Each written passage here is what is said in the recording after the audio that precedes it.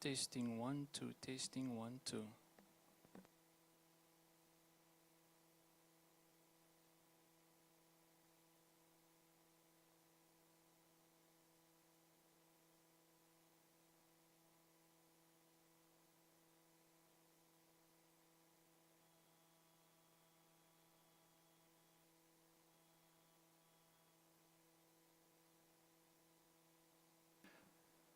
Testing 1 2, testing 1 2.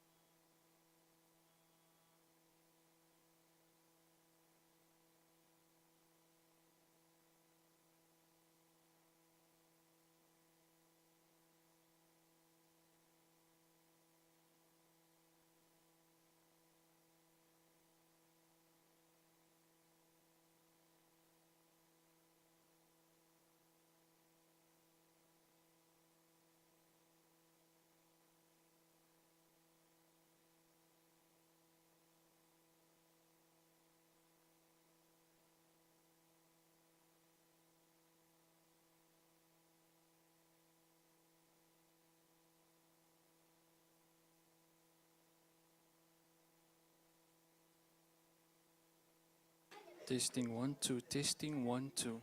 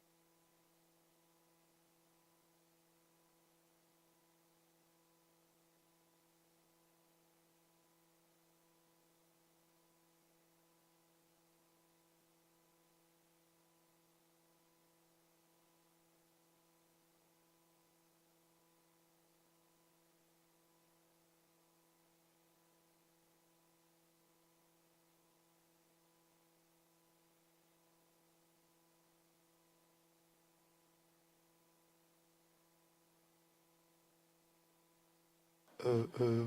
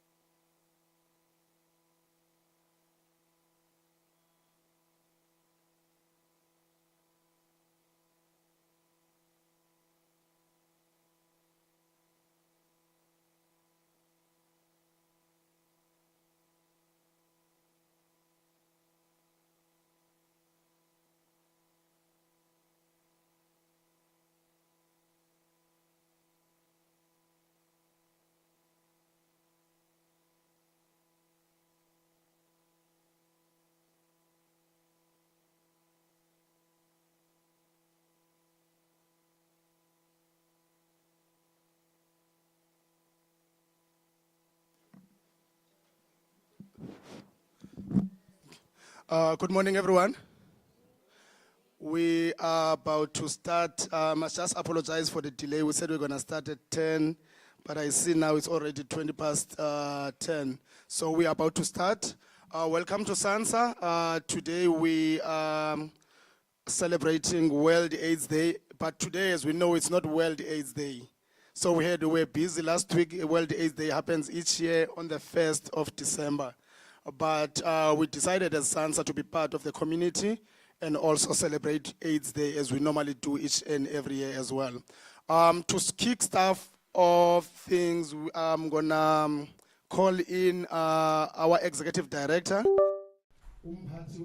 Raul Hodges, to do welcoming remarks, and then we'll take it from there with the program after Mr. Hodges' opening remarks. Thank you very much.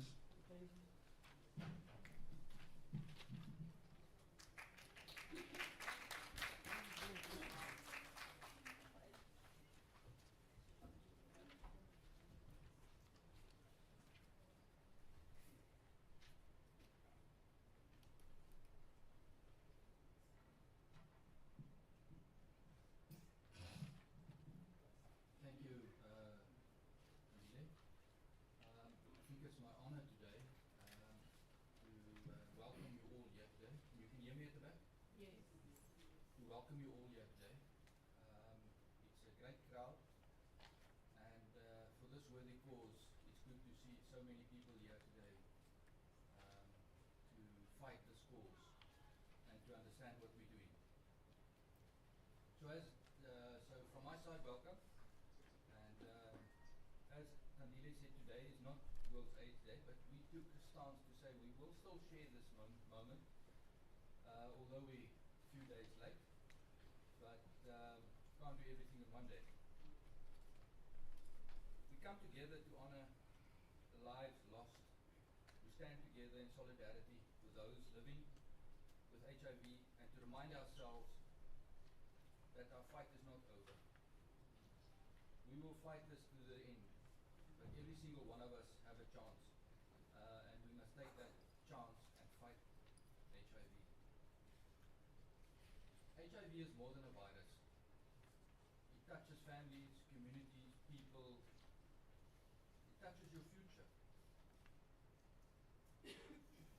While we've made great strides in science, we still haven't got the perfect solution to resolve this HIV crisis or pandemic that we live with.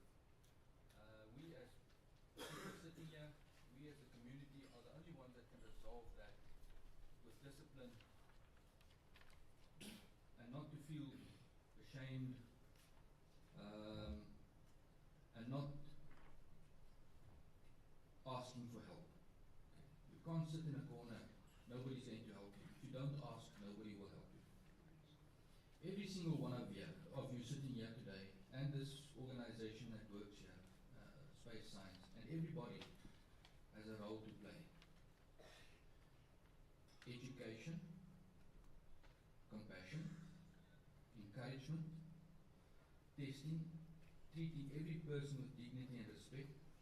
Those small actions will take us a long way in life. And not only for HIV, but your daily life as well. If you teach each other with respect, we'll get a long way. So I want us to let us use this day not only to remember, but to act. Build awareness, to spread hope, and to create a world where everybody or everyone has access to care, acceptance, and future free from HIV. So in short, that's my message. Enjoy the day, and if we can go away with one small message, is let's respect each other and build a society which is HIV free. Thank you.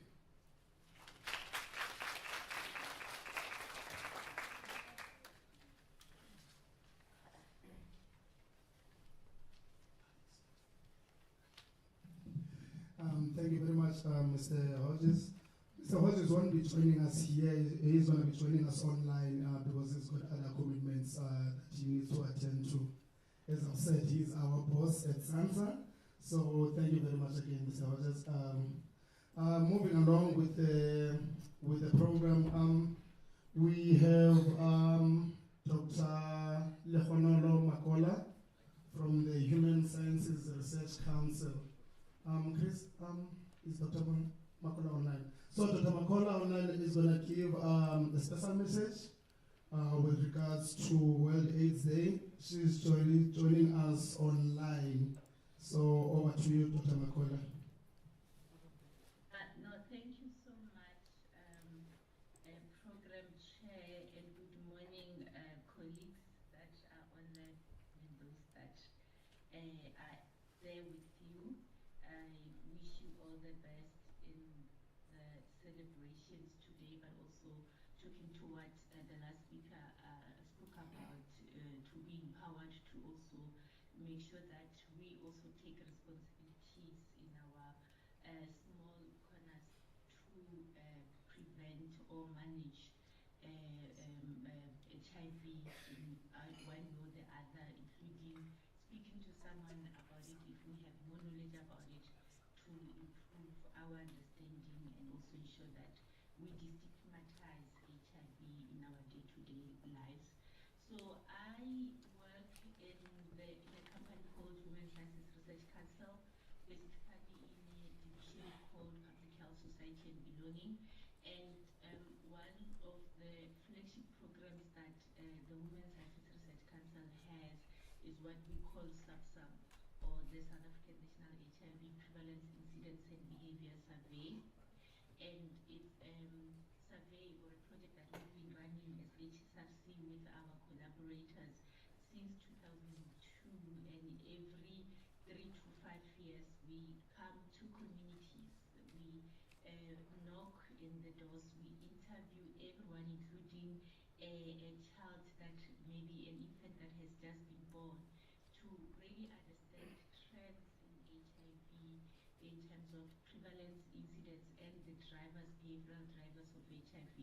And this work that we do helps with collaborating the Tembisa model, which also helps with sort of projecting the epidemic. It also helps inform programs that are being implemented in the country in terms of which groups are groups of concern that we should look into, which areas or districts seem to also need attention, and what does it mean, who's supposed to do. So that's the type of work that we do at the HSRC. And I think in our communication we were told that perhaps we should look or talk to overcoming disruption and transforming the AIDS response as a theme for the World AIDS Day this year, but also the theme that as a company you are also embodying.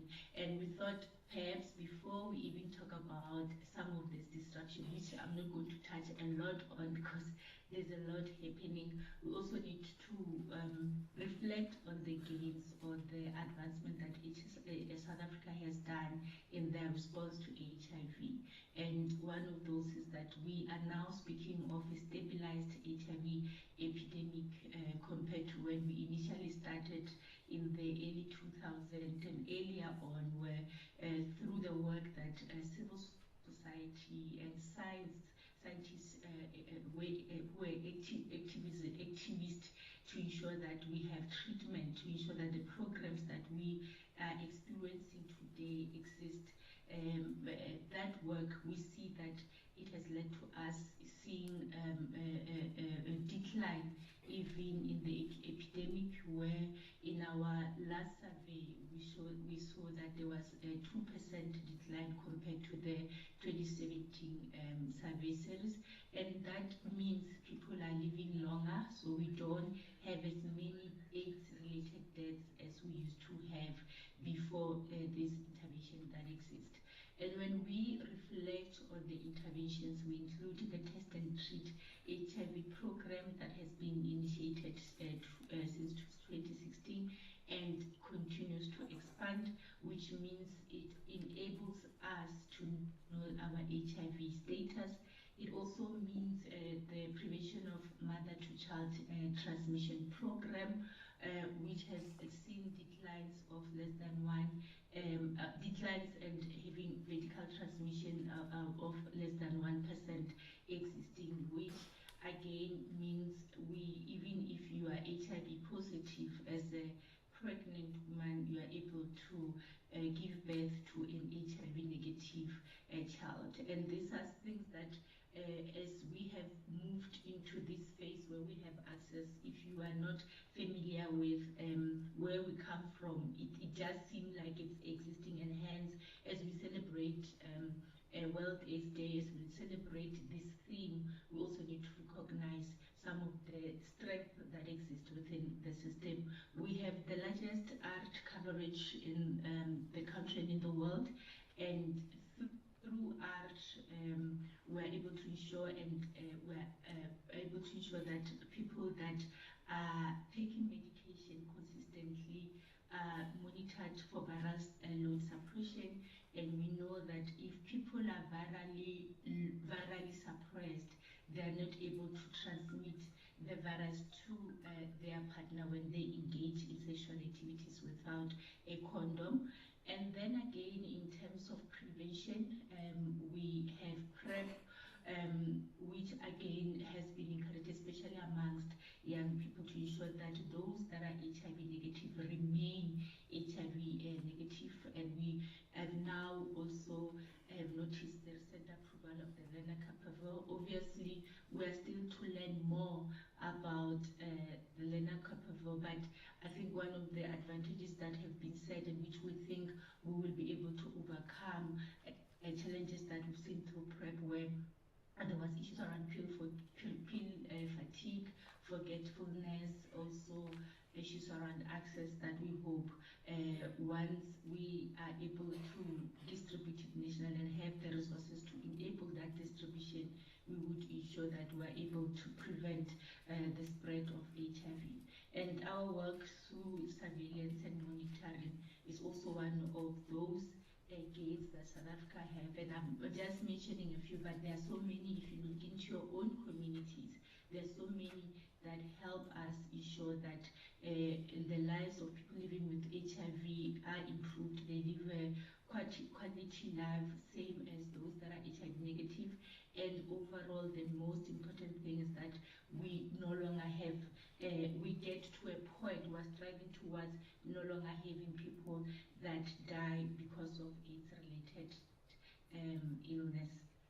While we have done well as a country and continue to do well, we still have challenges in our response, one of which is related to the UN AIDS targets, which mainly ensures that people that are HIV positive are aware of the status.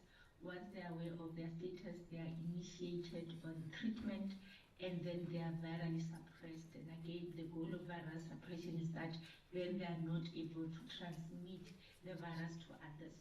And we see gaps, especially in terms of ensuring that those that are aware of their HIV status are initiated on treatment or remain on treatment. Hence, campaigns such as 1 million Close the Gap, which I believe colleagues have heard about, to ensure that those that are missing in treatment are brought back. And we know that there are health-related challenges, including stigma in health facilities, issues around transportation cost, access-related, and internalized stigma amongst people that live with HIV that could also be contributing to them missing in the treatment cascade. But it's very important that we strive and ensure that by the end of this year we achieve the goal of ensuring that everyone that is HIV positive and is aware of their HIV positive status is on treatment. Similarly with the U equals U campaign, which again, the ultimate goal is that we are virally suppressed, we are not able to transmit the virus to others. And through this campaign as well, and people being more aware of it, we are hoping that we will really win this battle against this chronic illness. So when we look at behavioral challenges, we see that PrEP, though available and known for its preventative benefits, is still a challenge in terms of uptake. In our 2022 survey, we noted that although the majority of our participants had indicated that they were willing to use PrEP, about almost 30% of them knew about it, and then even half of that, 12.2%, were already in use of PrEP. And again, there are factors that contribute to these low numbers, including access issues, not being aware of it, and again, even those that are aware of PrEP really remaining on PrEP consistently. So some of the efforts that programs, which is important that in communities we have programs that are initiated so that we utilize the opportunities and programs that exist to prevent and manage the virus. And the other issue that we've also observed in our studies that there continues, in every survey that we do, there continues to be a decline in the use of condom, be male or female condom, that people are no longer using condoms consistently. There may be usage in the first encounter with a partner, and then as they get to be in a longer relationship with such a partner, condoms are no longer brought to the bedroom. So that is one of the challenges that also held us from really winning this fight against HIV. And again, we know that when people are engaged in multiple sexual relationships or are in age disparate relationship where they have a partner whose power imbalance, be that its age or economic, is not the same as theirs, that impacts on their ability to equally engage even how the sexual activity is undertaken, especially the introduction of a condom in such relationship, also exposing or putting more vulnerability on those that do not have power in such relationships. Another issue that we have is art non-adherence. In fact, we have qualitative studies, part of our bigger national survey, which also look at what are the barriers for people not to remain on treatment when the benefits are known to them. And apart from issues around stigma, lack of social support, one of the concerning issues is also around food insecurity, people not being employed, not having food, and also lack of awareness, especially among younger children as they transition from pediatric care to adult care, that sometimes you find that they are also not aware that they are actually HIV positive, because usually the guardian would support treatment intake. And then when they get to adolescent stage, you also know that that is the stage of experimenting with alcohol, experimenting with a lot of activities. So at that period, adherence is neglected. Also, a group of concerns remain men. We know that men usually are associated with lack of access to consistent access to health facilities, and usually they would then have challenges with adherence to treatment. So that is also another factor that then prevents people from being virally suppressed. And then the survey that we also did also showed that of all the people that I interviewed, 25% of them had accurate knowledge on HIV transmission and prevention. So we are noting that there is consistent declines in people really understanding what HIV is about, how to prevent HIV, what to do to ensure that they remain negative, or if they are positive, they continue to ensure that they don't spread the disease. Intimate partner violence is biggest concern in the country, and we see it in the HIV response, that it remains a concern, including alcohol use and issues around mental health, and people just coping overall with socioeconomic and structural challenges that they experience, and how that also impact on their vulnerability to HIV. So stigma in terms of HIV also also remains a concern, even though in our national survey it shows a decline in HIV-related stigma, internalized stigma in terms of how people living with HIV also perceive themselves and are willing to disclose their status in the workplace or even amongst close and contact. We note that it's also a challenge that also prevents access to treatment.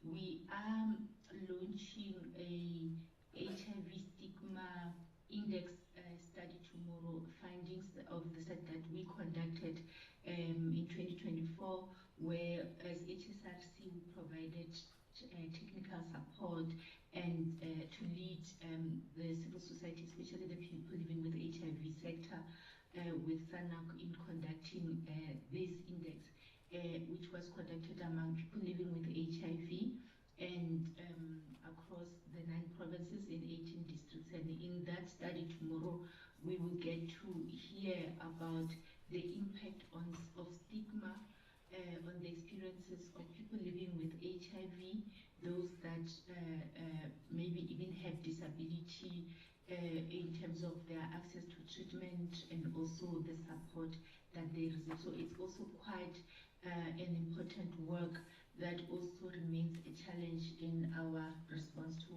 HIV. So while we've been having persistent challenges across the years in terms of what is it that we need to do to really reach and ensure that everyone that is HIV positive is aware of their status, they are initiated and remain on treatment, that people use condoms, that people are initiated on PrEP and so forth. This year has been a year that is different from the many years that we've experienced, having started a year with the stop work order, and then we are now in the bridge period until March 2026, and that this phase meant that there has been staffing issues where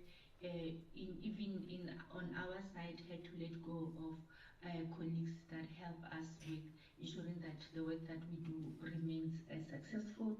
And even in terms of prevention work in communities, we've had of colleagues that are in NGOs and that are running programs that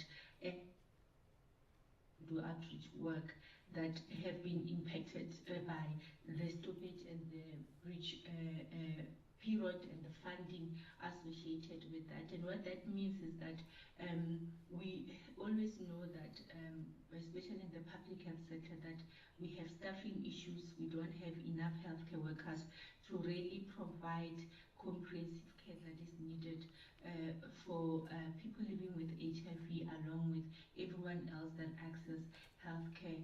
On top of that, we know issues around long queues and so forth. So the presence of additional support that was provided through some of the fundings that were coming through external funders meant that to some extent there is reduction. There are clinics that are initiated specifically focusing on men.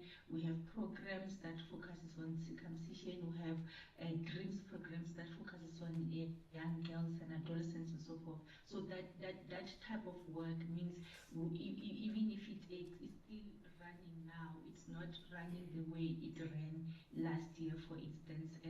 And on our side, with regard to research, is also that some of the plans that we had or activities that we had for this year had to be reflected on, to look at with the support that we temporarily are guaranteed, what can we do so that we do not impact on doing things halfway, while we also seek support from alternative interventions that may be there. But this disruption is not the first disruptions that we've experienced in recent years. We recall that when COVID started, we also sort of had anxiety in terms of how does COVID affect access to treatment for colleagues that need treatment, especially those that are HIV positive. So there was quite a lot of anxiety, but eventually we were able to implement and ensure that whatever challenges that we experienced then do not necessarily have a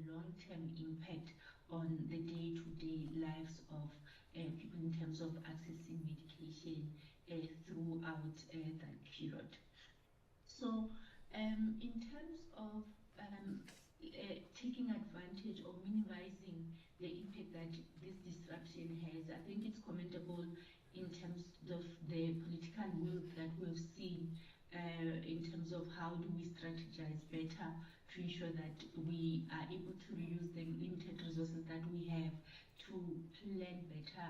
And even on our side, we are using the bridge period to ensure that we think about what can we do and what can we not do. For instance, we are preparing for the next national survey, and one of the things that we're looking at is to go back to the basics to say, look, we were still able to get a good sample size with this limited number of people that were included and study what is a luxury and what is a need for us to continue with the work. And so those are some of the discussions that are helpful.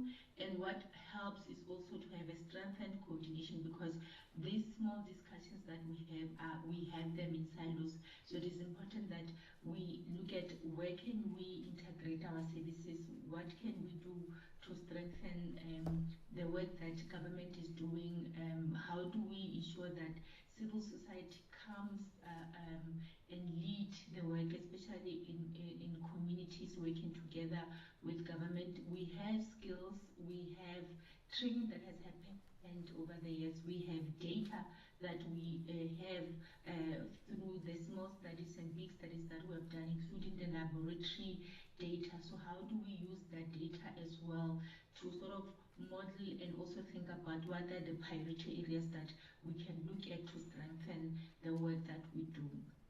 So when we disseminated our findings, the last findings that we had, we moved from one province to another to engage with program implementers. This would be government, this would be civil society, PEPFAR-funded Global Fund programs, so everyone that is involved in HIV program implementation, just to share the findings with them and to look at what does it mean in terms of how you plan your program, involved government at the provincial level, so that some of the findings can be integrated into the planning for this year as well. And one of the key messages that were coming through quite strongly was around really reprioritizing public health messaging, and it was that which also aligns with the decline in the HIV knowledge that we saw in the survey, to say there was a point where every corner of a street, every billboard had a message about HIV. We no longer have that going on, so we need to go back to utilize that opportunity where we empower communities. While we talk about disruptions in terms of the finance, structural issues, government, hospitals, and so forth, how do we ensure that communities themselves take initiatives and become educated to really take responsibility? Because at the end of the day, HIV prevention, HIV management lies with the individual that has to use a condom, that has to use a PrEP, that has to be informed about what strategies can be used to manage their lives. And one of the ways that were introduced was, or was suggested, was that to even go back to basics where people are taught how to use a condom, because there was an observation that especially in clinics, it's not everyone that knows how to put a condom, that knows how to effectively use the condom. So it is as basic as that we need to go back to, that we also showcase the benefits of PrEP. We know the stigma around PrEP, but to really move away from that stigma. And this can be done through billboards, and of course it costs money when we talk about really minimizing the usage of the little that we have. And also programs such as Soul Buddies, Soul Cities, that are also being brought back.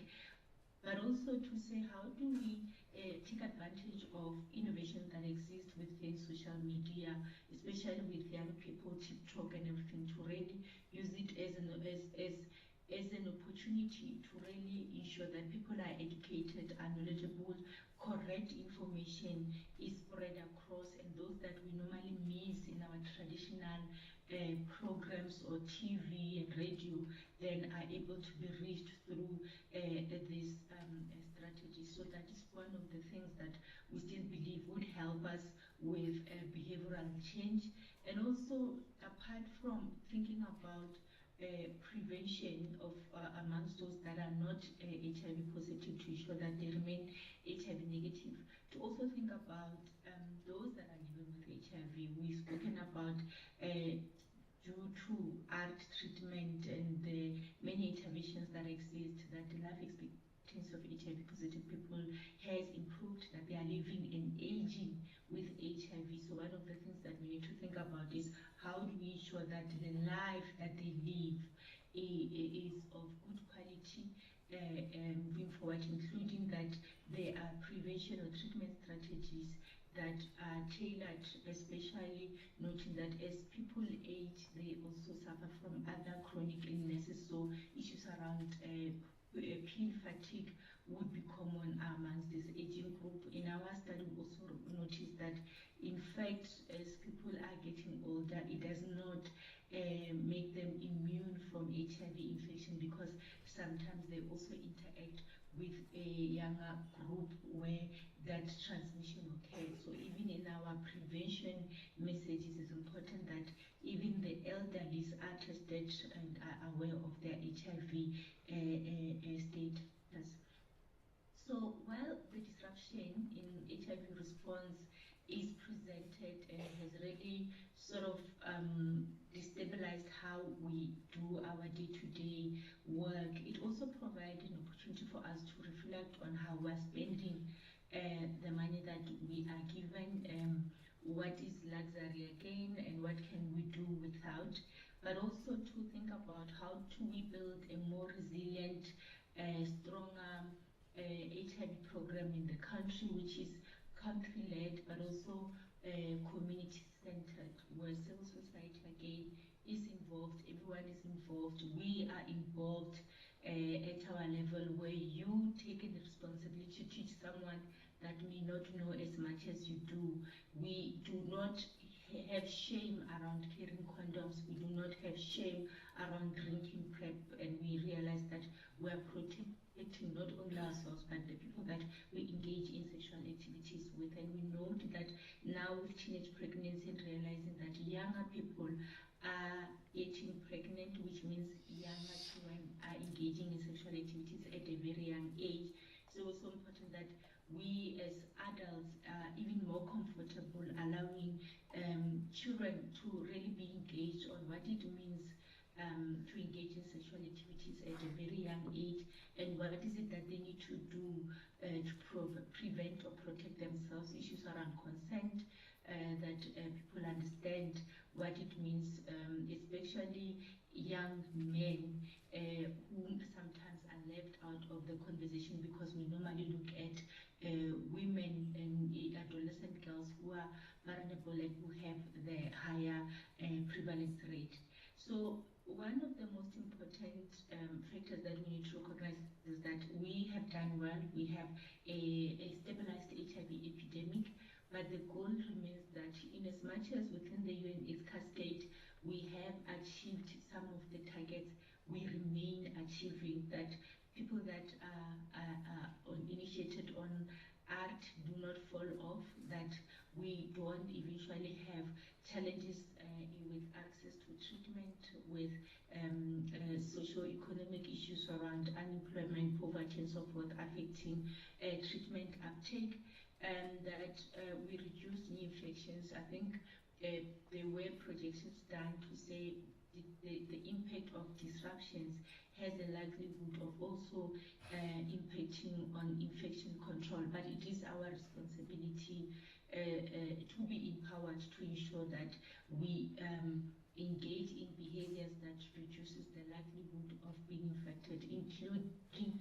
not only looking at it as adults, but also among younger children as young as 9, once we look at who's actually sexually active, because at that age we are only able to realize once we see them pregnant. So those are things that we need to look at to manage new infection controls. And then groups of interest still remain that prevalence are still high among adolescent girls and young women. We know that key population groups also remain vulnerable, including people with disabilities, and then boys and men, that we find a way that we now work together with programs that exist, that they are strengthened, and we are brought into the conversation around HIV together, not necessarily looking only on those that have higher predisposition or higher vulnerability, but even those that are meant to be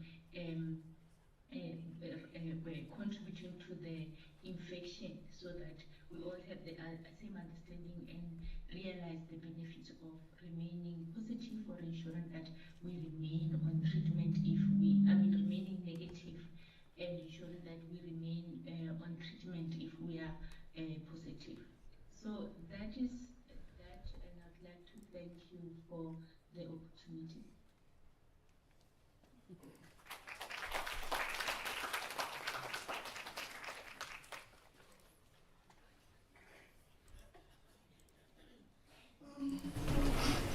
Thank you very much, Dr. Makola. I'm not sure if there are any questions on the audience, from the audience, sorry. Any questions? And then the people online, do you have any questions for Dr. Makola? Okay. Hey, there is a question on the audience, Dr. Makola, for you. Chris, can you please pass on the...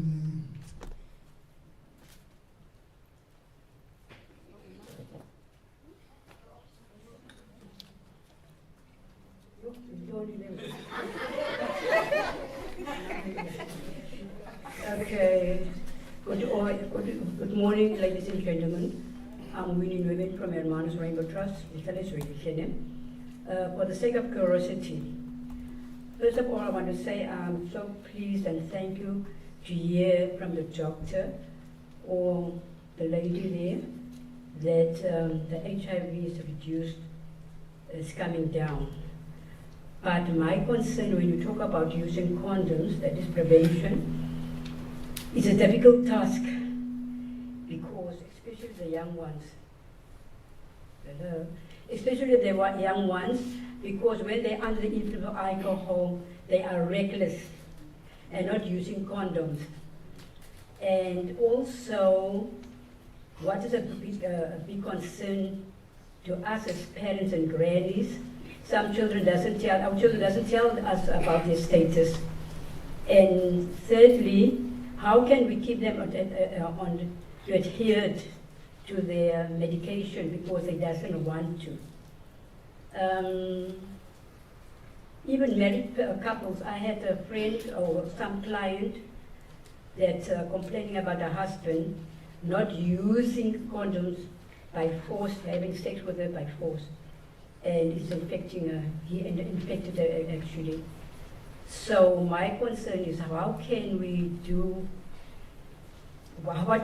more to get young people to speak out, to stay on their medication? That's all I can say. That's a great concern. Thank you very much. Dr. Makola, you want to respond? Yes, I think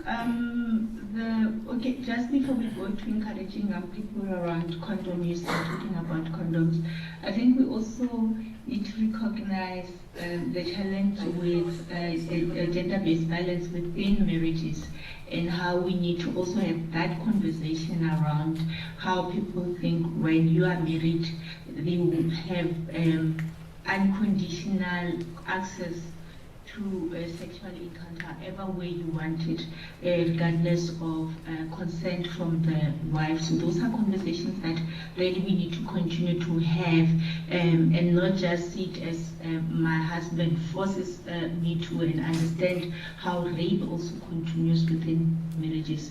So in terms of condom usage amongst young population, and really making sure that they are comfortable to talk about sex, especially around parents. We know programs such as peer education have been helpful, where they have their people of their age, they don't feel judged.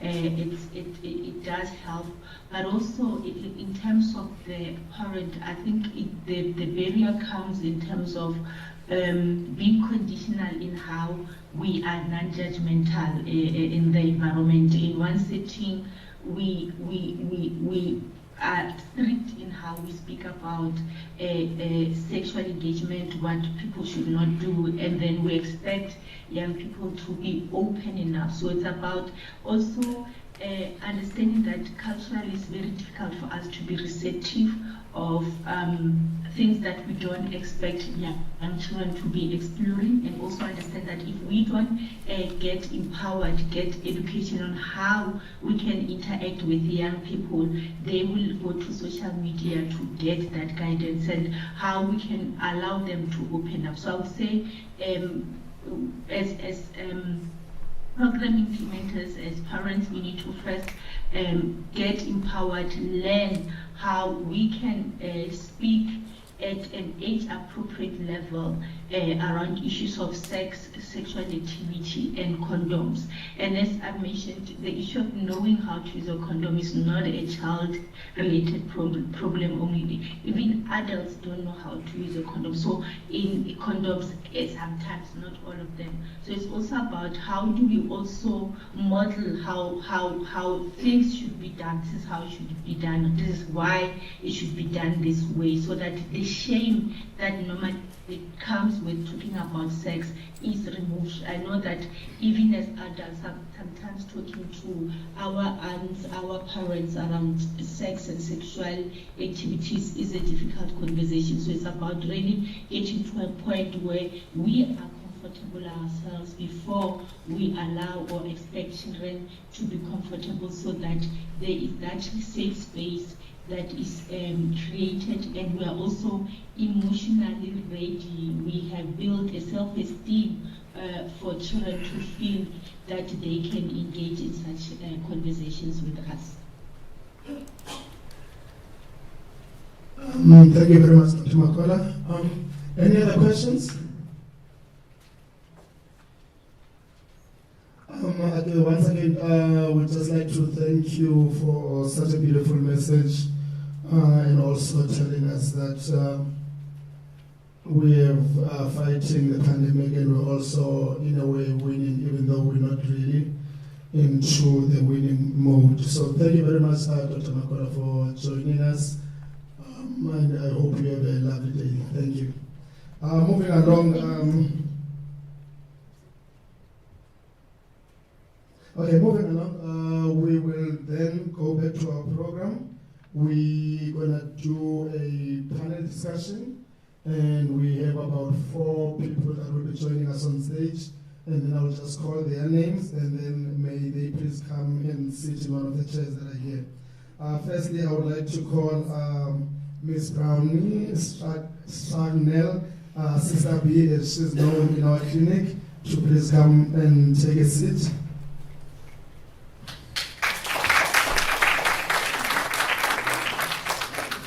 After Sister B, I would like to call Lehlogonolo Makola to please come and join us.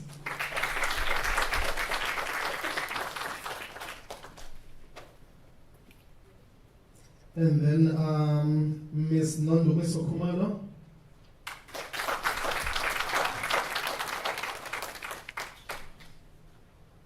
And then Mr. Lovo Martinez.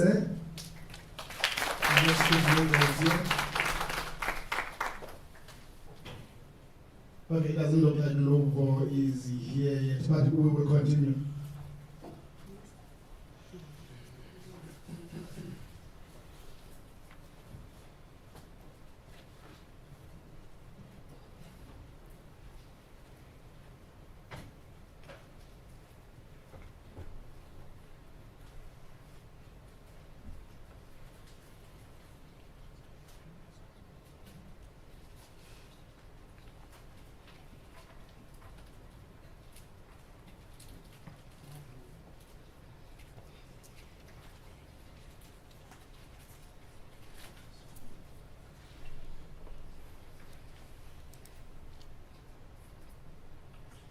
Okay, just to kickstart the conversation, I'll give each and every one of you just 2 minutes to kickstart the conversation. And the question that I will just pose to you, and then just to give you your 2 minutes of fame, is why is World AIDS Day still important today? Why do we still commemorate World AIDS Day to this day?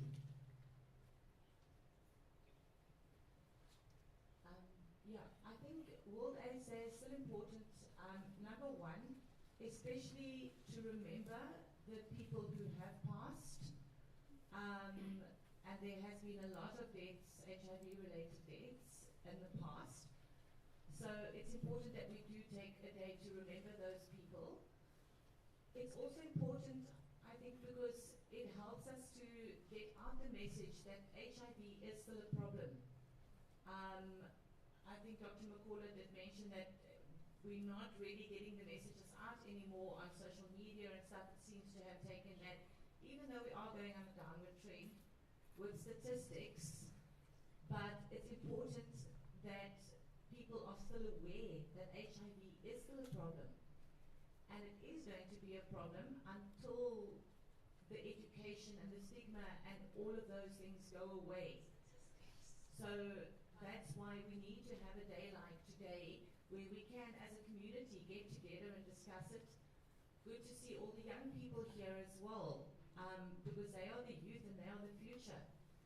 And for them to be enlightened and educated about it. And on a day like today, it gives us that opportunity. Good morning. Is it still morning? Okay. Is it still morning? Okay. Good morning, everyone. So I'm very excited to be here today with you and to see so many different faces, especially with I'm so astonished by the age disparities from as young as, I think, primary school to as old as, our grannies maybe. So it's very exciting to have you guys here with us today.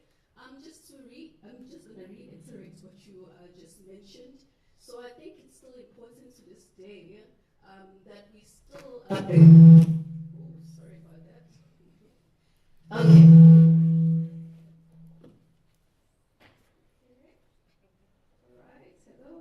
Okay. Thank you. Okay, yes. So as I was saying, as just to reiterate what was just said right now, how important it is for us to still commemorate this day, the 1st of December, which is commemorating or spreading awareness about HIV and AIDS, because as it was mentioned, as much as statistically infections have gone down and people are more aware of it, but unfortunately, we still do have new infections that come up every year. So when I was reading up on a few statistics, it turns out in 2014, there were 170,000 new infections, so new people who contracted HIV just in 2024.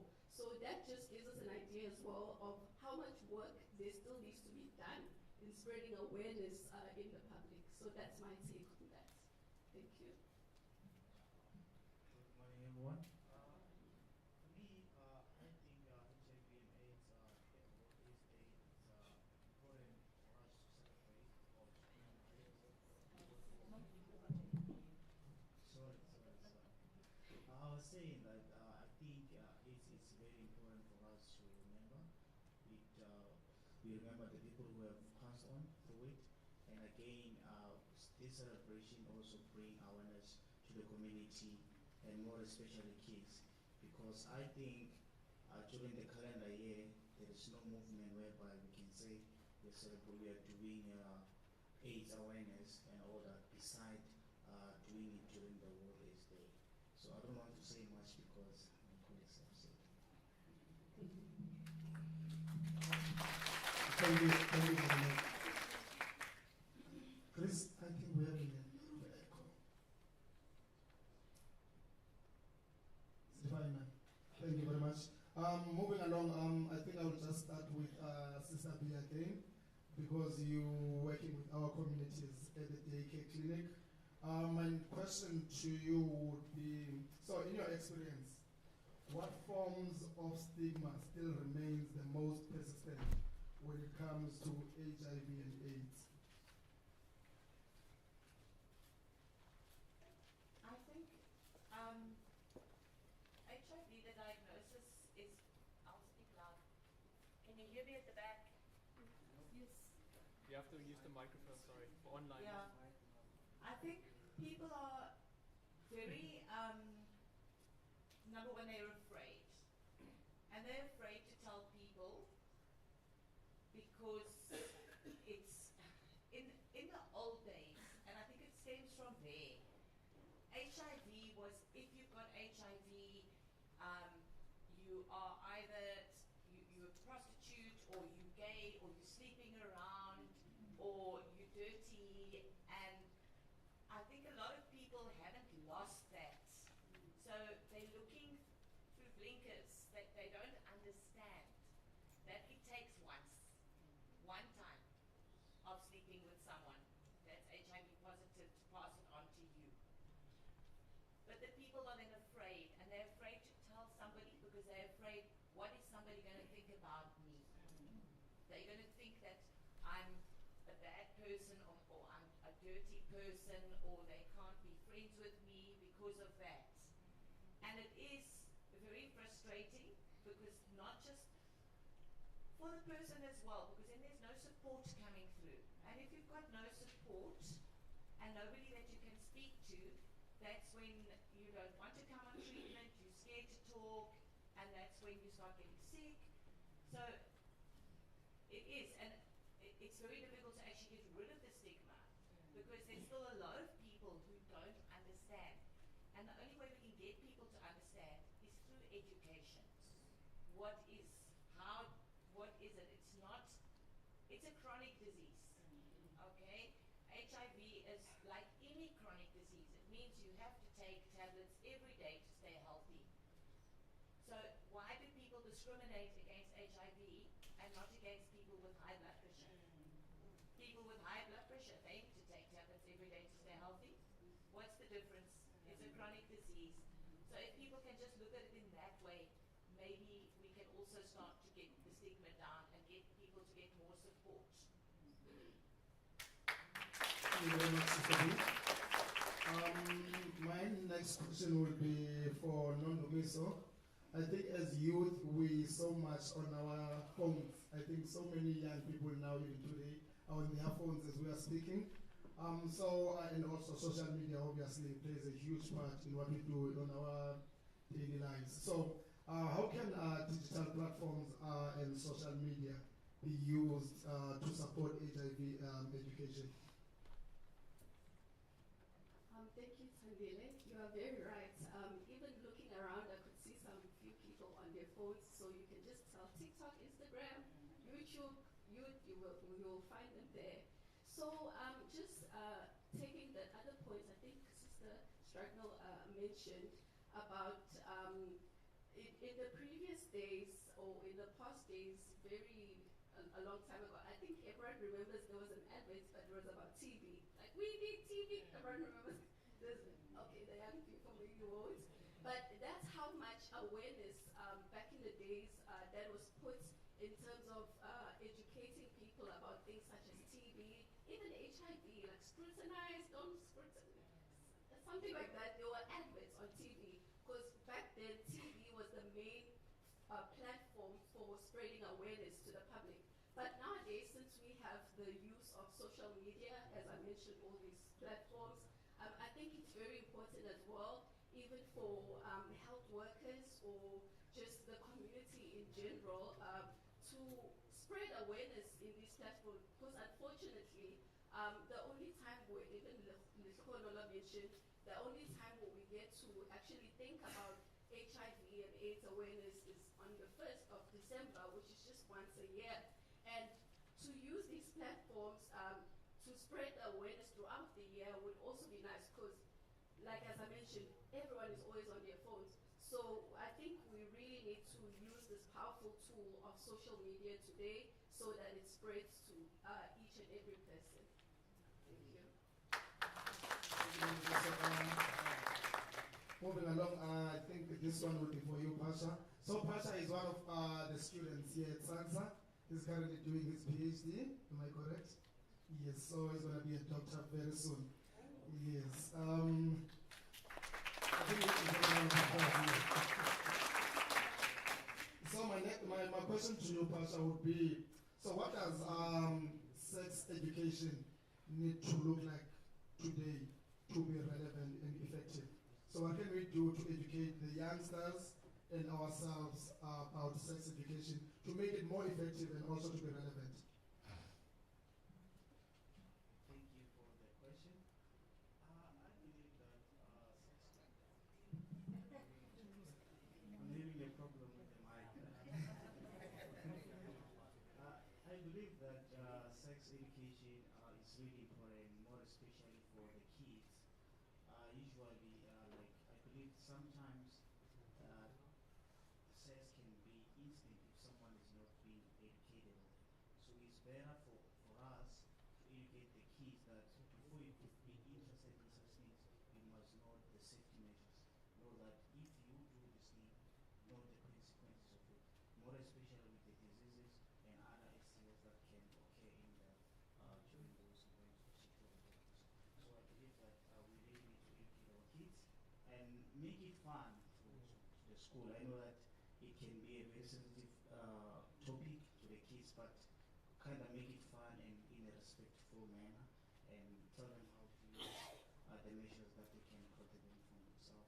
And again, I wanted to touch on the stigma which Vanessa have mentioned. I'm from the villages, so I believe that in the nursing sector, they need to speak about the confidentiality of the people who come there to seek help in a way that I've noticed that when you go to the clinic, they will say those who are here for the ARVs come to this side. So this end up saying that you already told the people that people have this kind of thing. So I believe that maybe they can come up with a way to protect the status of these people.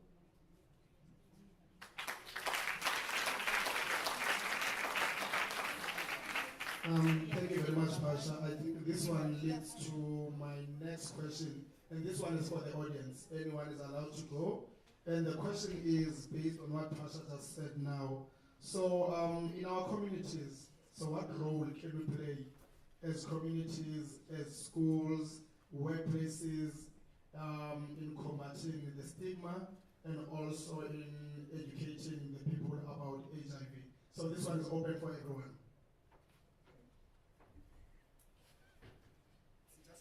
Hello everyone, good morning. My name is Nomonde Maile from Raituke. I'm a counselor there. This is my sister Isabel, and also sister, she is also our sister in the clinic. We are working as a community healthcare workers with counselors. We are doing HIV tests, high blood pressure and the sugar. There from the location, we have a bus there that is standing at the taxi rank on Tuesday, Thursdays, and also during the week we are working to the street doing and preaching about HIV and AIDS, and we are educating the children somewhere into the schools. We are applying to the schools so that we can go inside, so that we go to each of the classes, so that we can educate the children. When they are into the big group like this, they are making noise and everything, but we try to do it on a class based on the class, maybe grade 12 up until grade 9 or grade 8. So we are doing the education to the children into the schools. And then this year it was a busy year to us so that we can apply to go to the schools. But last year we did good to the children. Thank you. Thank you. Anyone else?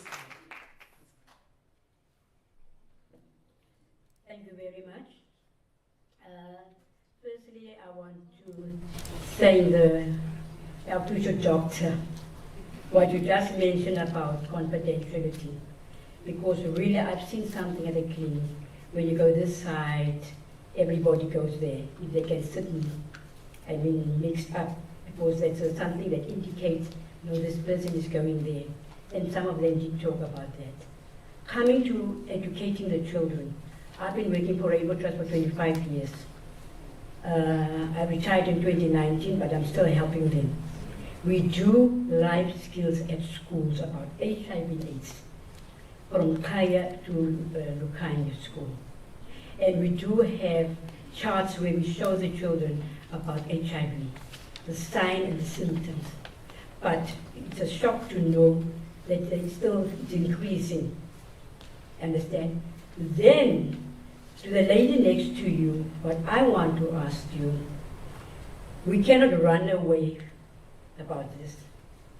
When they're under the influence of alcohol, the alcohol is also playing a crucial role.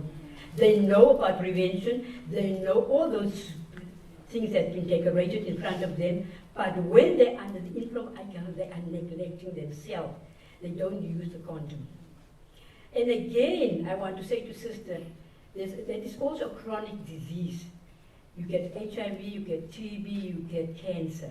But let's underline this HIV. The bottom line, it is from sex.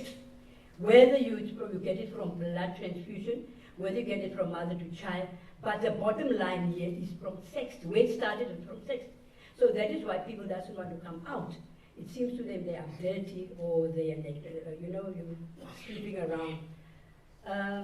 I remember in the start, it was very difficult for people to come out of the closet here in the monastery. We used to do awareness at the old clinic there. We had a network with tech where they came out and asked us for people that we know to go for a test. And then they will bring the ARV clinics to us.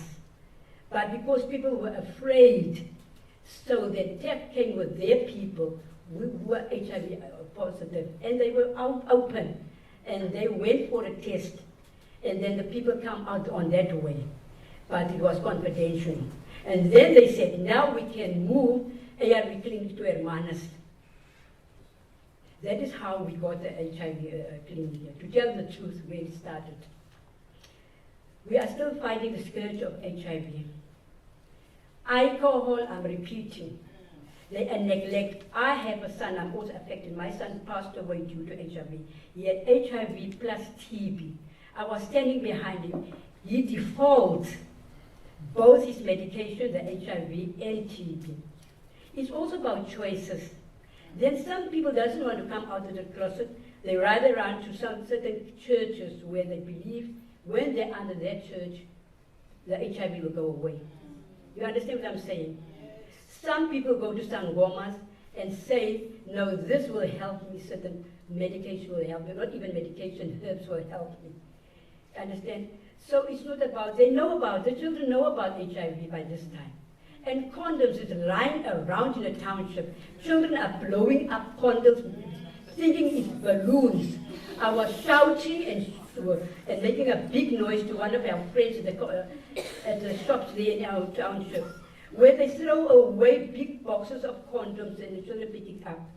They blow it up for balloons, or they make, what you call it, edibles. They also seem to shoot at birds. Hello. And I know sisters can't stand in front of people and educate them. There's also a lack of resources. If they can come up and the fundings are needed there. There's a teacher behind me. He knows I was recently there in the schools doing HIV AIDS awareness at grade 7. You understand? So this needs a network. HIV is not only for this 1st of December, it's an ongoing thing. But thank you for trying, and thank you for your hard work, sister. Okay. Thank you very much. I think as you also mentioned that we also have we also have teachers that are here. I think I will also give one of the teachers that will volunteer as to what role can the schools play in combating the stigma when it comes to HIV and AIDS. I'll just give one to the teachers, and then I'll give to Tango. Just any teacher, and the teacher's afraid. What role are you playing? Okay, Ms. Speng, and I will go. morning, everyone. As Mr. Buntu, who goes by Tandile, said, I'm Miss Pengani. I'm from Kaya Secondary School. I've been put into a spot what teachers are doing. It's true that I'm this teacher, but I'm standing for all the teachers. They say there is only one teacher. Even if you can see the number of teachers, there is only one teacher. One thing I can say, we are the one who are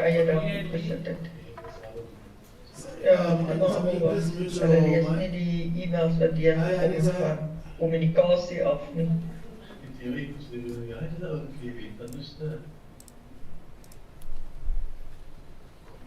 Sorry about that. You recorded this. Teachers are faced with those young kids who sometimes are really into a state of confusion because of the role modeling of the young adults as to how to carry yourself. The young adults, they tend to model a culture of sexual negligence than modeling a culture of love with their partners. So for the kids, sex is what is important to engage into the adult world rather than love. Our young adults are modeling the culture of drinking and become reckless. And our school kids, they copy that as a way of being cool. If Tasha can do this, so I'm following on that trend. And teachers are faced with kids in classes who are coming from poor background. And we cannot separate the link between poverty and the pressure of the haves and the have-nots into getting into sexual activities without a choice. I know we always say it's a matter of choices, but these little things that I'm sitting next to, what choices do they have if there is this big brother who is working and is promising to give this 50 rand? I have these little things whom in class they are talking about the weekend, which was really enjoyable. And this little one doesn't have the means. And they hook them up because we're going to this place. I'm the SBST teacher, the school-based support. I have pregnant learners who are writing exams now, whom I have to do means to set them aside for a special exam room because they are already in the 9th month. They are already in 8th month. And we know these little things, they don't really get to that term, the full term. They normally give birth earlier.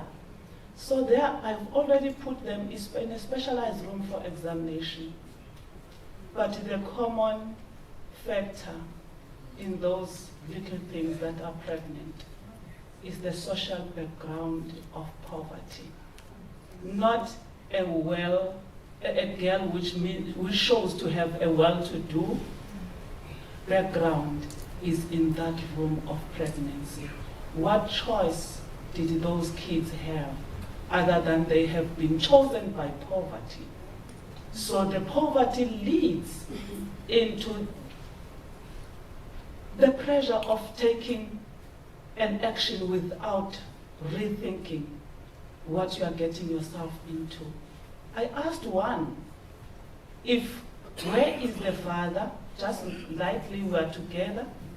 I wanted her to say, is in grade so and so. He pointed elsewhere, where I can see the father is not a school child.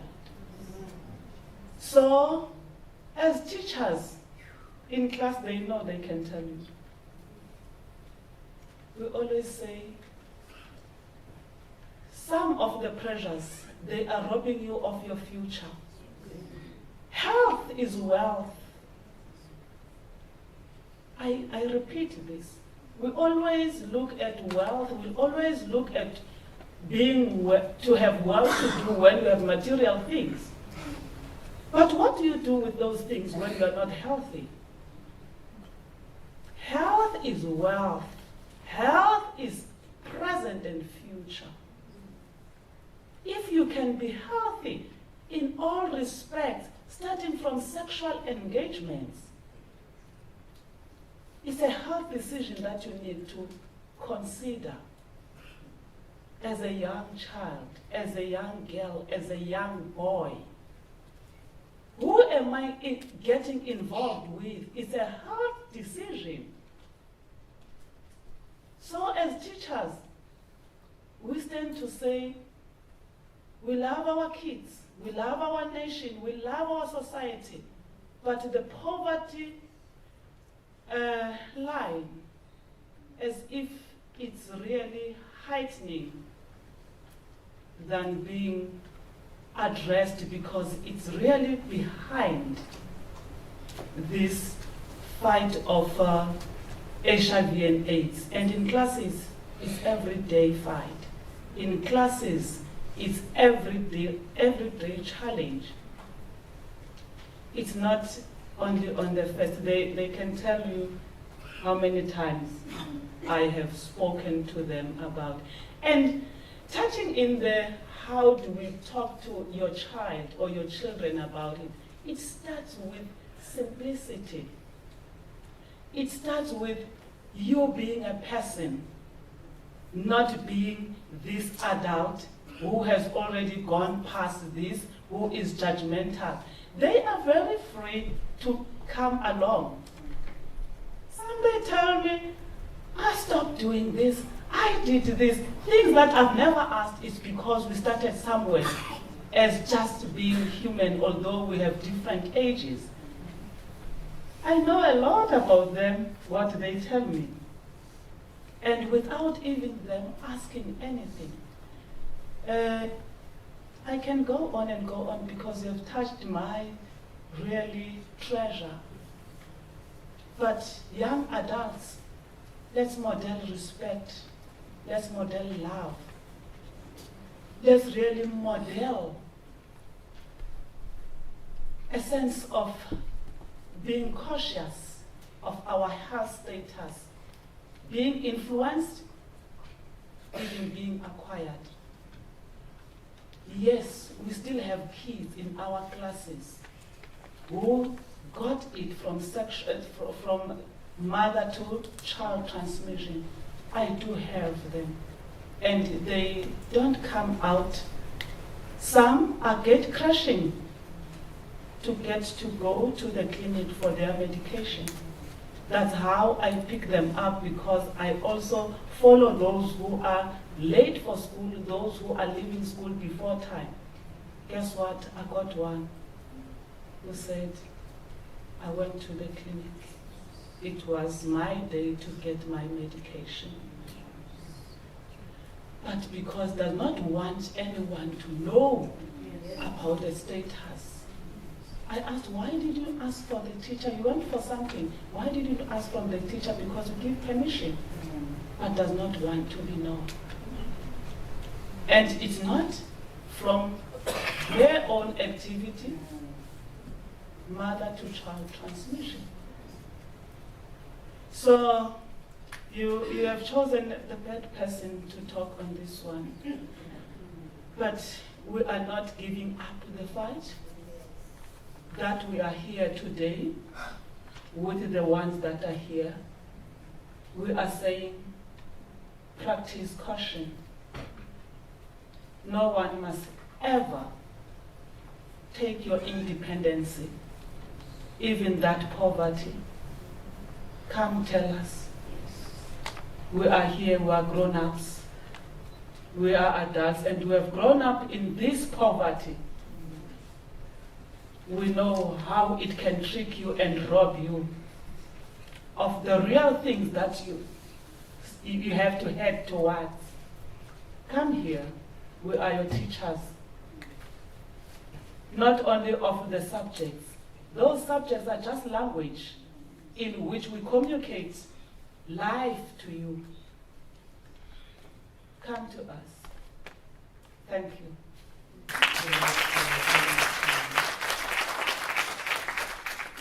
We'll just open for two more comments, inputs. I think Nango, you wanted to go.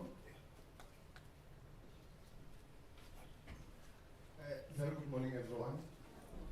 My name is Gosnati Betane. I'm a Tusong digital ambassador. So we work in all areas of our strand. I'm very happy that we've got such lovely people that have attended today.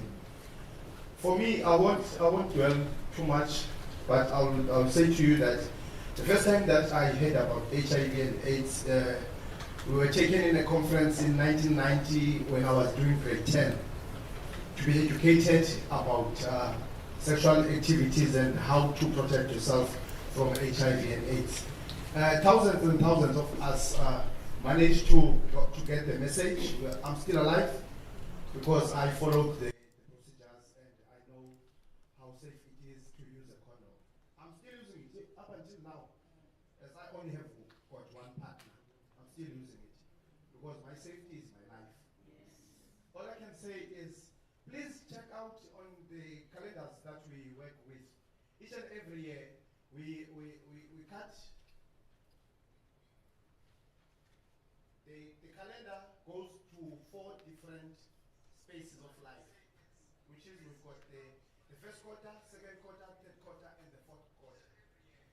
Please let us engage in assisting one another. Let us have these activities. Please, sister from the clinic, challenge Department of Health from your side. As Tusong, we go everywhere. We'll be in Zolisha with our outreach. We'll be in Stanford. We'll be in Transpai. We'll be in Philly Beach. And we always go with Right to Care. We go as well with Women Action Group. Come up with the projects. Engage us. And I'm very happy that Kaya and Lukame has been following us everywhere. And we were together with them with persons with disabilities. We need to engage. We need to assist one another. SANSA, thank you very much for this effort. And please engage with us. Let us work. Let us be able to spread the message. Unfortunately, the two cases, they involved themselves in too much into alcohol. And I'm just praying for the 16th of December, that big bin of the SAPS must stand there, the taxi rank, and then we give in many vans as possible and arrest them. Because after that alcohol, the 16th, it's sex, and it's unprotected. Thank you very much.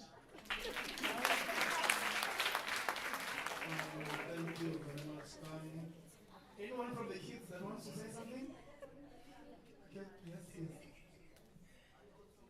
I'll just give two more comments and then we'll move on.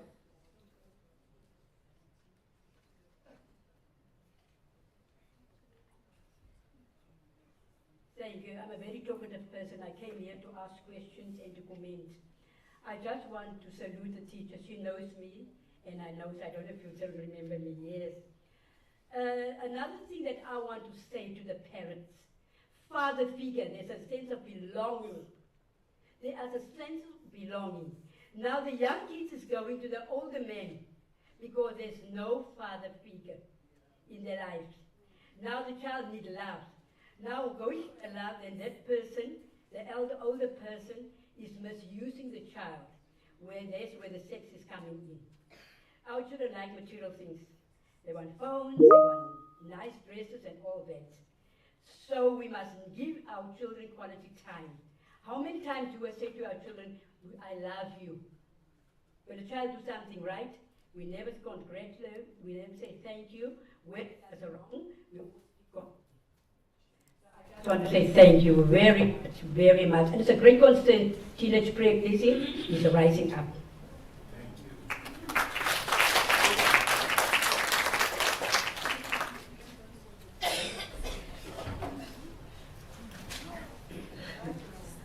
Thank you very much, SANSA. My name is Lehlogonolo. I'm happy today that I see young people and I see parents and I see families, that's us. I want to redirect. Actually, Winnie now has also redirected it to the parents. What do we do as parents? We can't be relying on teachers. Yes. We can't be relying on people who do these programs. What do we do, us as parents? It all comes back to us. How do we talk to our children? We don't do it. We don't, because it was never done to us, you know. But fortunately, us, we were in another era. Yes. This is amateur. Yes. They do what they want to do. We witness, Tina, as grandparents, kids from the ages of 12 in the streets, 12 o'clock. Yes. I live near the Verona. I see them walking up and down. Where are the parents at that time? How do you let a 12-year-old go outside and go and drink? I was speaking to another one, I think it was last week, and I said, if I meet your mother, I'm going to ask her, how did she allow you to get out of the house? So I'm redirecting this to the parents, grandparents. We have to deal with this as parents. We can't leave it to other people. Those are people, yes, I agree that some of the children can't speak to the parents because of certain issues, but we have to try. We do have to try. Thank you.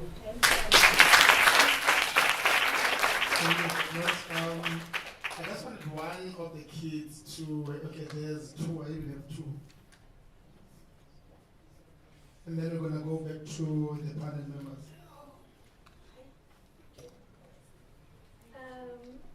My humble salutations to you all. My name is Vanessa. I'm representing Fisher Event Academy.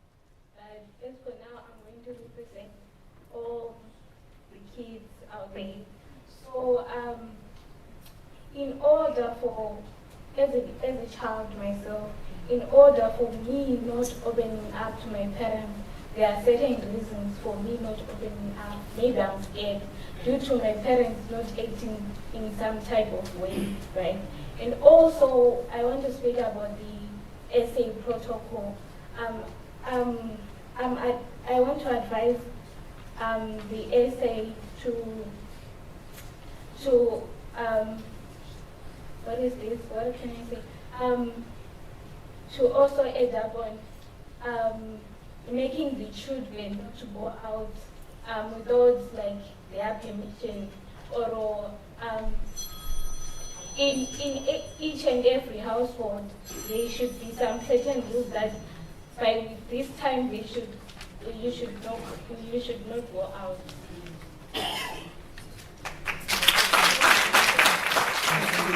There was another one, that's the last one, and then we'll go over to the panel. Here, Chris, just next to you.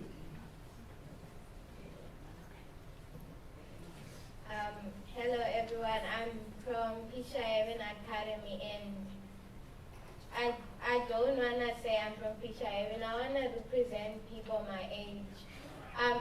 Emphasizing what he said, he was talking about how on the 16th he would arrest people if they were drinking. And in my head, I'm like, why can't this be a daily thing?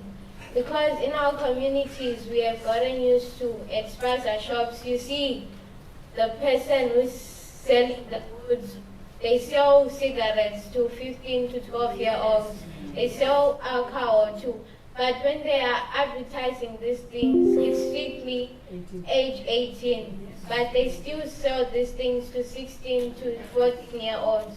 And why is that? And people just let this become a usual thing, of which, like I stay in Verona, I see my age mates going there, buying stuff, partying and grooving. But at the end of the day, what are people inside there doing to enforce this? They know that these children are not supposed to be there, but they leave them there, of which that is not the case. If you say it's not under 18, then why are you selling a cigarette to a 12-year-old or to a 14-year-old?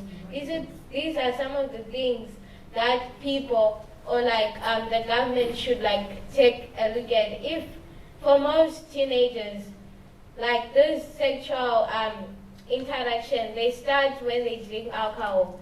But they know that these children are drinking alcohol, of which they're not supposed to be doing that. But what are they doing to stop that? They're doing nothing. You're just selling alcohol to a 14 or 12-year-old.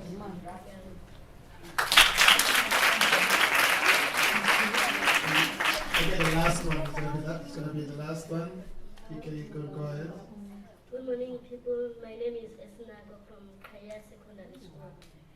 In the terms of arresting children, I think it's the only solution because children don't listen to their parents. And in the most way, they blame their parents for what they have done. I think the parents, in a strict manner, the children listen, but in a calm manner, they will never listen. And in these terms, children are really bribing. They do something so that you could agree for what they want.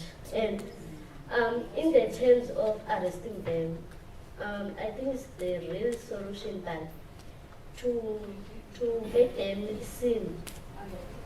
And in most of my streets, about 11-year-olds up to 15-year-olds are drinking. And my parents, some of my friends are doing so, but I never put myself into the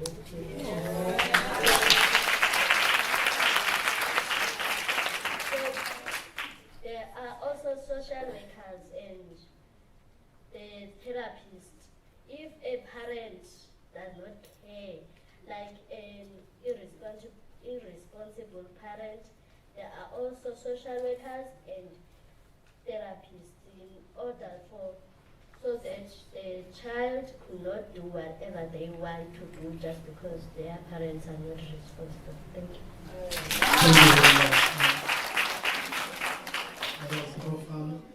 Going back to the panelists, I just have one more question before the closing remarks for Sister B. And the question is, so how can our healthcare systems ensure that treatment is affordable, is accessible, and is stigma-free? It was one of the things that was mentioned here. If you go to the clinic, there's a room that says all those that are taking their ARVs will need to go to that corner. And also, how can we make it medication to be very accessible, stigma-free, and also to be affordable? At the moment, all medication at the clinic is free. So that is affordable. How to make it stigma-free? We've got three sides at our clinic. One is the chronic side, and we put the emphasis on saying chronic. We don't say go to the HIV side or go to the chronic side. But there are still some people that seem to think that the chronic side is only for ARVs. It's not. It's everybody that is mixed. And this again comes into people who are not educated, who don't think, who just think chronic you must be HIV positive, or, you know. And it is difficult. I mean, one can spread it around the clinic, you know, but then it's going to be, the wait will be longer. If you go to the middle passage for your medication, you've got to get a number. You're going to sit there the whole day and wait.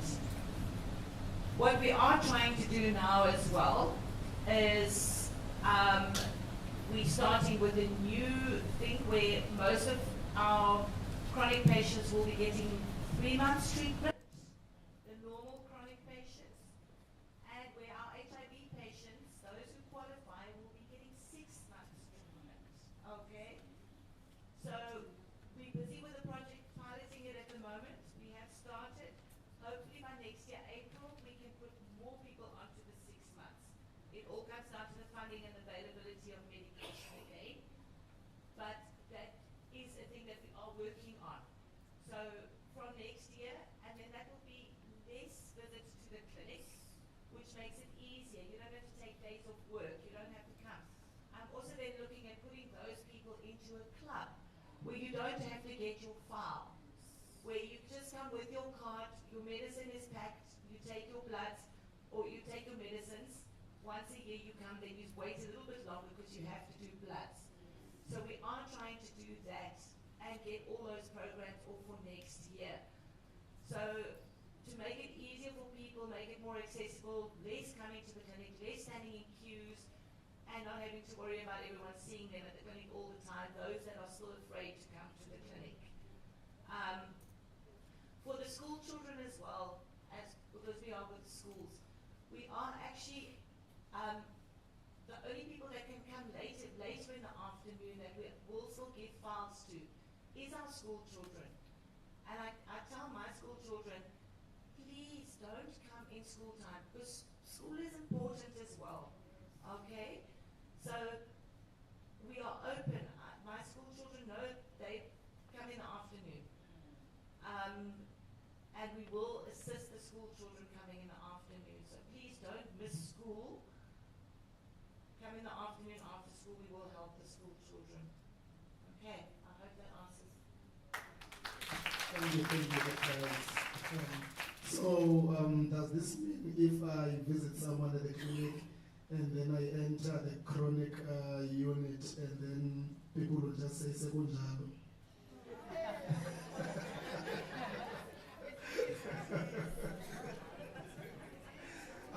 Moving along, just for closing remarks, I will give to Nondumiso to just do your closing remarks, and then Pasha will then go after you, and then Sister B will then close. Thank you.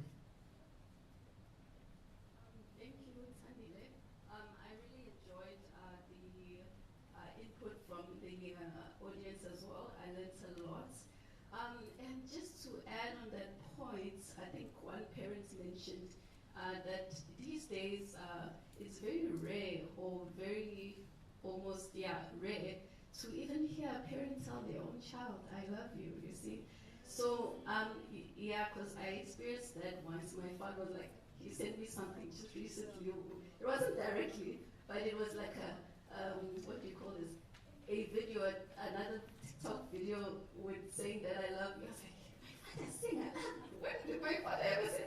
So so it makes you feel good as a child as well. So you don't need to go outside to wait for, in terms of the girls, well in this case, to even have another guy outside telling you that he loves you, you see, because you already know that love from home. So that comment really resonated with me. So please, parents, do not be afraid to tell your children you love them. Just shock them once in a while. It'll shock them too, but they'll be thankful for it. And one thing that is really close to my heart as well, or something that maybe sometimes we tend to miss even in these discussions when it comes to HIV and all these things. Guys, my thought always goes, even abstinence, guys, is also key. Like, if you don't do these things, you don't need to worry about contracting them, especially for you guys looking at you here. You are very young, you have a very bright future ahead of you. Focus, like education, focus on your education as much as it was pointed out how poverty can sometimes play a role. Maybe don't let it doesn't have to. Like, even I wasn't rich growing up, but by God's grace, like I work here at SANSA. But you see, so those things, I also grew up in church, so we were always taught from a very young age, like, don't do those things, but we were not necessarily told what would happen. But now as I'm growing up, I can see, so these are the things they were keeping us away from. So it's not like to keep you from fun or all those things, it's to keep you from all these complicated things. So my thing is also just abstain. Guys, stay away. Just stay away and focus on your education so that you can stand on your own as well, guys. So yeah, that's my, I think my, is it 2 cents or my final message to you guys. Thank you. Okay, for me, I would like to thank the school kids. I can see how they're concerned about their peers, more especially on alcohol. Even myself, till this date, I've never seen myself drunk. It's an evolution I make it with a sober mind. So I believe even you too, when you grow up, try by all means to stay away from alcohol, because it might make you to end up doing wrong decisions. And again, to the parents, please emphasize faith in your homes, because I believe that our religion, irrespective of what it is, it also emphasizes discipline. So if the kids are disciplined, I believe that they can stay away from bad things, and which can also reduce those things that they can be affected to. I think that would be all from me.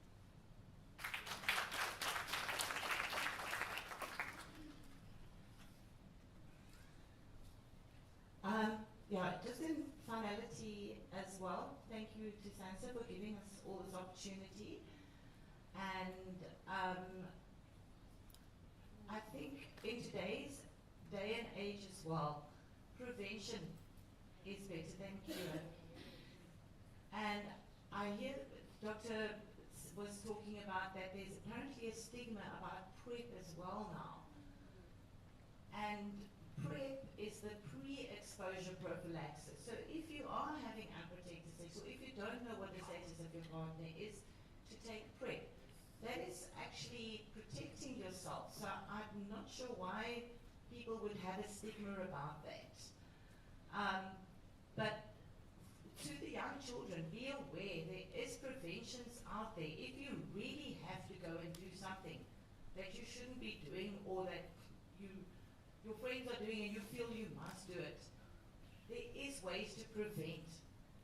If you can't talk to your parents, come talk to the counselors at the clinic. Come talk to one of us. Talk to a friend if you can. There are other options. Okay, so we do want to get the HIV pandemic under control, and we're not going to unless people start being more educated and being more proactive about it. So I encourage each and every one of you to speak about it, to get more educated so that you can educate somebody else about it. Go and tell the next person. In that way, we can then hopefully spread the message. Thank you.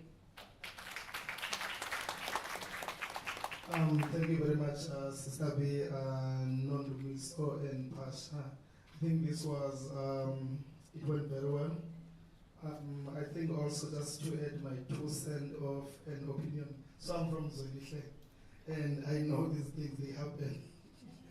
I think what is very important is young people to be role models as well, because it also starts with us. If the young kids behind us, they see us doing something, they will mostly definitely follow it.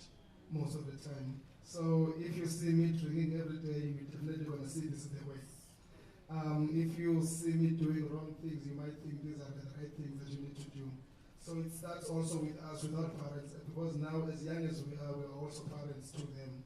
So, and also with the teachers, I think these kids, they spend a lot of time with the teachers, more than our parents. So our teachers then becomes our parents. There's this notion now that Ama2K are doing things differently, and they are very busy. As I've said, I'm from Zolika, I know they are very busy, more busy than us. But I think it's up to us as communities to work together. It's not a parent, teacher, or a young person thing. It's the whole community coming together to teach these youngsters and modeling our communities the way we want our communities to be. Zolika, for example, was never like it is now. But things have changed drastically. So you'll see, as I think I always refer to Tango, he was saying about the 16th, he's not wrong.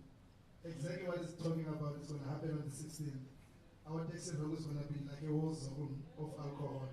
So maybe it's a pity there's no law enforcement here. I think it's right by saying if we can just have vans, police vans parking there the whole night, that could work. That could do wonders. If you can have vans parking next to Verona and say you're closing at 2 o'clock, you're closing at 2 o'clock, we don't want to see alcohol outside. Because also the people that are staying closer to this area, they could also get affected. It's not only those that are far. Those that are far will come and affect those that are staying closer. So such things are happening, we can't run away from. And at the end of the point, at the end of the day, your behavior will determine where you're going. So I think it has been alluded a lot. Alcohol plays a huge role in all these infections. It's not only infections when it comes to AIDS, it's also a number of things that are happening also in Zolika. There's murder, there's robbery, there's everything you can name. And then there's obviously the bonus, which is HIV. So we experience these things. It's a pity, as I've said, there's no law enforcement people that are here. Maybe as community, we need to mainly talk to the law enforcement, especially around the festive season. Not only weekends, especially around festive season, the community leaders need to talk with them to say, especially on the 16th, I know it's going to be chaos.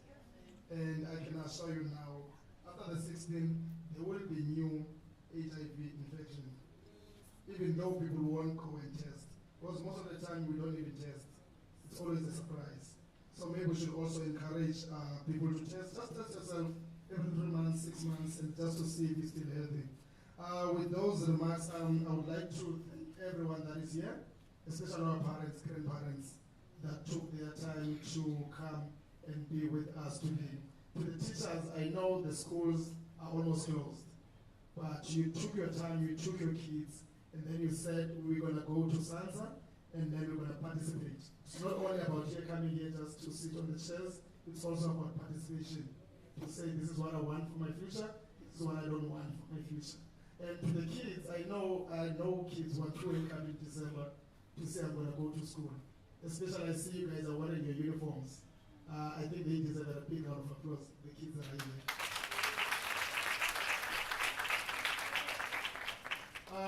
Moving along, so to the people that are online, thank you very much for joining us.